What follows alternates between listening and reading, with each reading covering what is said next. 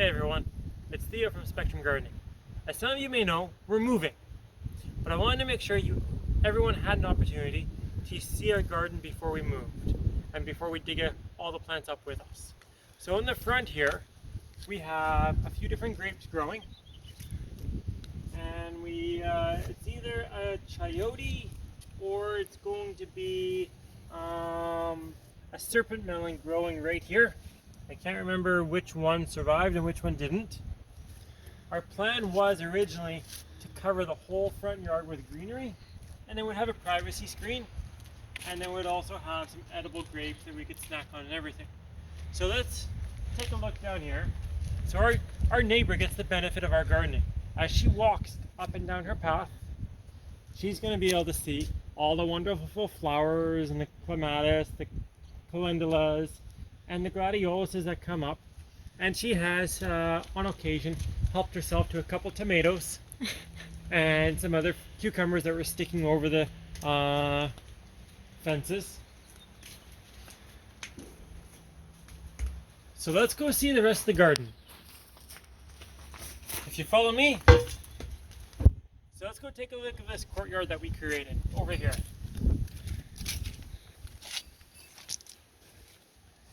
So here, we put down artificial grass because really, there's no sense of mowing a small patch like this.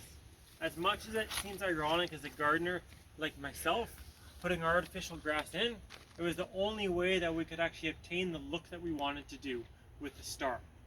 And then over here, we've got a lilac. And right below it, we've got lavender. And then we have an azalea planted over here. And we've got a grape planted over there, which is really taken off. And then we have some volunteer gladioluses in the back. And right next to it, we have a Italian prune plum tree. And we've got a hydrangea here. And we've got a couple more hydrangeas back here. And in this corner over here, we have a peony bush. And then beside it, we have a red currant. And behind that, we have an Expelliar pear, which is a pear tree with about three different types of pears grafted onto it. And then next to that, we have this golden champagne currant bush. These berries on it, these ones are a little bit too ripe right now, but you can see they're almost red. But when they're perfectly ripe, they're kind of a golden tinge color. Think of expensive champagne, the kind of light tinge you get to it, kind of a pearly gold color, and that's exactly what it looks like. So next to the currant bush, we've got a CDM. I've got 3 phloxes. The interesting thing about these phloxes is they used to be 3 different colors. This one used to be purple, this one used to be white, and this one used to be pink. You can actually see the tinge. If you look at the petals right here, you can see how it used to be white here. And earlier this season, we saw a small purple flower on this one. So when we move, we're actually going to be taking these phloxes with us, and then we'll actually be separating them. And you'll be curious to see if their original color will come back to them.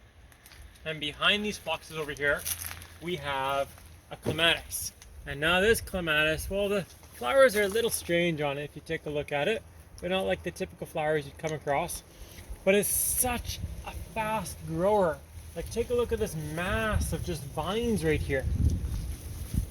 So even though it's not like a typical pretty looking flower, it provides such an amount of greenery so fast. It's really nice.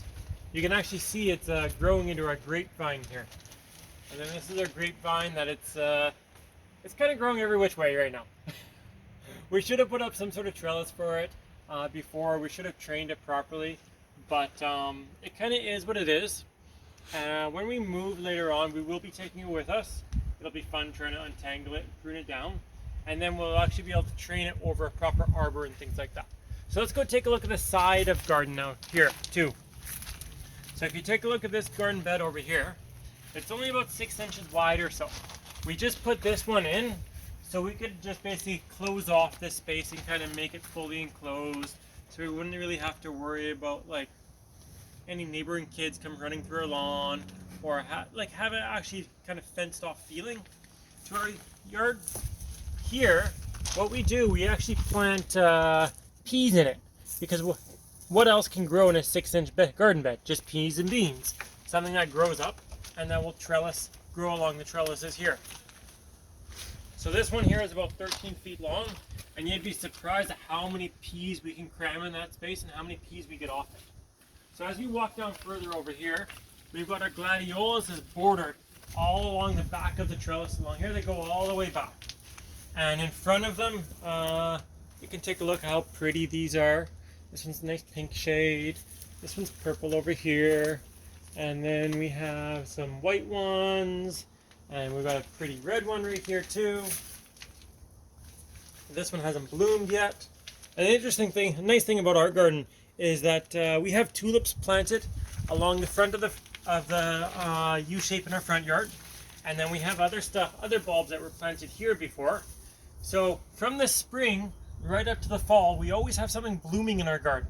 So it's not only great for the beneficial insects, like the bees and things like that, but it's also really pretty to look at. So in front of the gladioluses, we would have other bulbs planted, other things growing, and then we also have more clematis growing through here. This is another one of those funny flower clematises. You can see I was just coming off like that. And then we have also this clematis over here, which has basically these type of flowers. I've kind of lost the tags for them, so I won't be able to name them for you, but they sure do look pretty. And then if you come over here, we've got a fig tree that I picked up. And then when we bought it, the branches, it basically looked squished. It just looked flattened. So what I've done, I've actually tied it to my trellis right here. And I've put up a stick right here. And I've tied it. And I'm basically trying to train it into the shape that I want it. The first year that we had it, it didn't really do very much because of the shock and the way that I was kind of treating it and shaping it. But now you can see like we've got one fig right here that's growing, and then you can see all this green shoots on all the branches. That's all new growth from this year. So it's definitely growing. We're just going to give it a few more years till we actually get some more fruit off it. And then down here we've got more gladioluses. We've got more clematis growing here, as I said before. And look at that pretty red one. It's almost pretty enough to put into my hair like this. Just like that. Right behind my ear. If I can get it to stick. Let's try this side.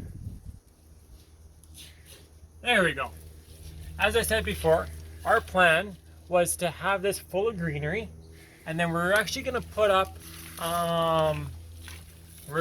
some trellises right in front of our neighbor's door and right between a window, and have the clematis grow up the trellis and kind of grow up and kind of grow all along our gutter system.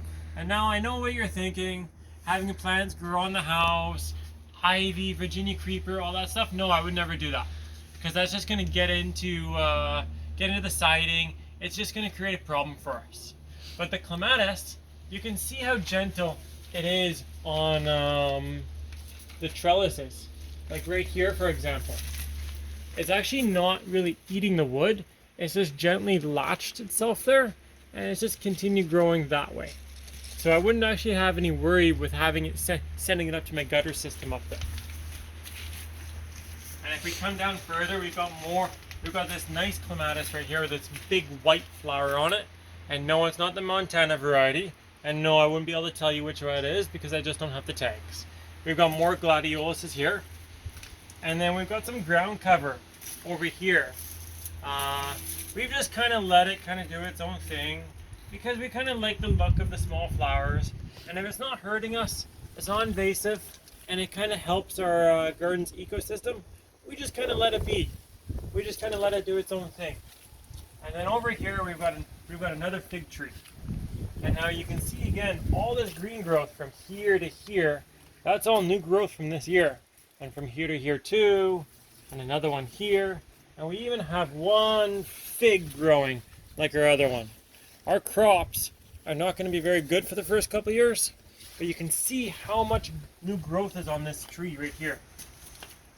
And then we've got some more gladioluses behind here, and we've got another clematis growing right here.